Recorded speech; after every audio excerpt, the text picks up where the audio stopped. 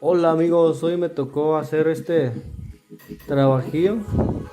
Lo primero que se le pone aquí es la cera de abeja.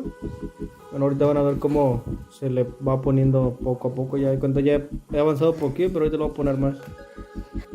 Bueno, pues ahorita vamos a terminar de encerar esta pieza y ya más un ratito vamos a continuar a ponerle las chaquiras que son estas, ¿no? Y cuca. La nota de sangre tarquito. Y la Biblia me quiere ver ahí.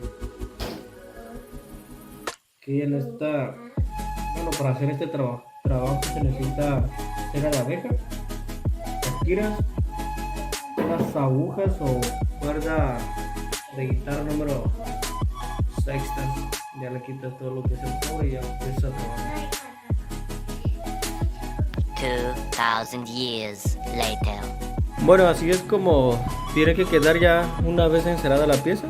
Ya ahorita vamos a proceder a poner las chaquiras. Bueno, ahorita les enseño lo que voy a utilizar para que si algún día o si, bueno, más adelante intentan hacer uno así, pues ya saben qué material se ocupa. Entonces la cera de abeja y ahorita les enseño las chaquiras que se utilizan, que utilizo yo. Estas son las chaquiras. Bueno, ahí tengo de diferentes colores, está bien, tengo todo bien amontonado aquí. Tengo de diferente color. Miren. Y como pueden ver, different colors.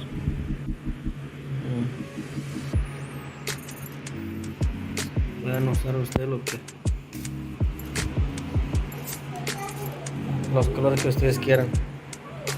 Bueno, ahorita ya vamos a proceder a poner las chaquiras y para que vean a ver cómo voy avanzando poco a poco.